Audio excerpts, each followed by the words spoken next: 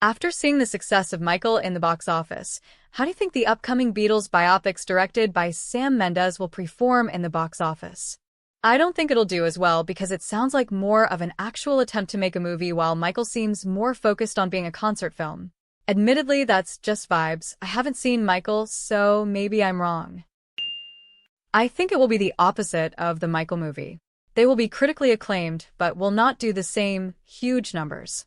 I'm sure I read somewhere that a deal has already been reached with Netflix, so they will make money from that too. I don't really understand the release strategy. If they were to release a movie every week, I think they'd be pretty unlucky. Wait, they're releasing all of them at once? I thought they were going to do a yearly drop or something. Who knows if it's true or not, but someone on the Beatles sub leaked that the structure of the 4 films goes like this. Each film will be from one of the Beatles' perspective from each time period. Each film will be depicting a specific time period. The first film will be told from Paul's perspective, and it will be all about the early days. Meeting John, the band formation, the cavern, Hamburg, Beatlemania, etc. The second film will be told from Ringo's perspective, and it will be the M. My guess is the McCartney and Lennon films will be huge, and the George Harrison and Ringo films will just be the core fans. I also think based on the talent involved it's going to be less concert films strung together with estate-approved propaganda and more earnest attempt to tell the story of the Beatles, which has proven to be the less commercial approach. Could have been as huge as Michael if it was just a singular movie. Now that it's 4, the Paul and John movies will probably open to $50 to $60 million, George's will open to $35 to $40 million, and Ringo's will open to $10 to $15 million. The impact just doesn't translate the way Michael did. I am expecting more of an Elvis showing for these. Unless the marketing really caters to my generation, I doubt Gen Z will flock to this. Nobody is showing up to Ringo, if we're being honest. I struggle to see how George and Ringo movies will possibly be successful. Personally, I have zero desire to see any of these, but at least I can see a vision for John and Paul movies being hits. They could try the Avengers strategy. Release each one year apart, and then have a Beatles movie, which will cross a billion. Making 4 separate movies is the dumbest thing ever. If you want to make multiple movies, just make them with the entire cast together, so it's more collective. Please let the Ringo movie be told through a kaleidoscope. Michael is more popular and his fan base is more diverse across the board, so I don't think it will be close. Beatles are tricky. They were incredibly popular, but they're also from the 60s. I think millennials were the last generation that revered them above most others. Whereas Michael was a force from the 70s to 90s and Gen Z finds his music all the time and think he's iconic. I think the Beatles films do a bit better than Elvis did when combined, but not in the range of Michael because the core audience don't go to the movies much anymore. Young people don't hold them up as much.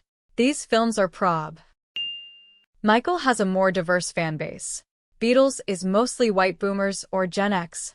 Also the word of mouth from his core fan base, the black demographics, people of color and women. The Beatles don't have too many black fans. MJ also has a lot of younger fans and some even introduced to him by the MJ We Dancing game. I think the John Lennon film is the one that will separate itself from the rest.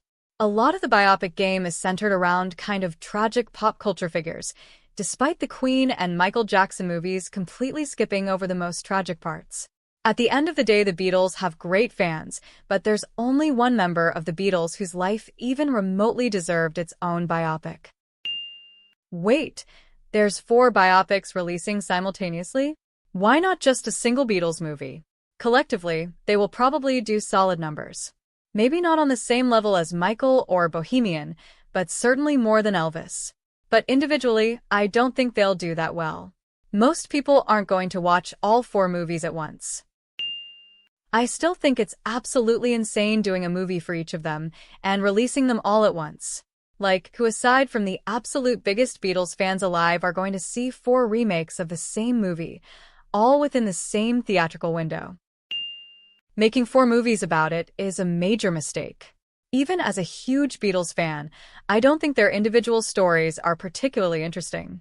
Whoever made that decision significantly overestimated the Beatles' popularity and current relevance. They are iconic and big, but they aren't that big to warrant individual movies for each member that would be guaranteed box office hits.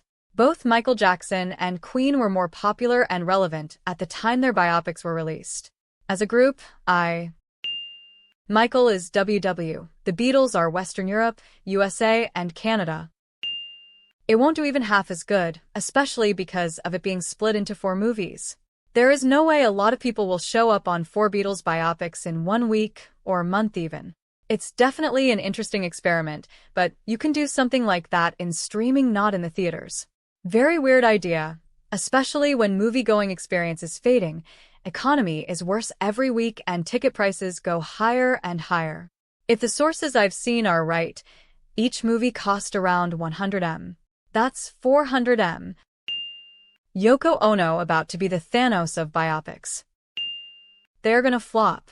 MJ's music lived through generations. Beatles remained with the older and will not do well with millennials or younger.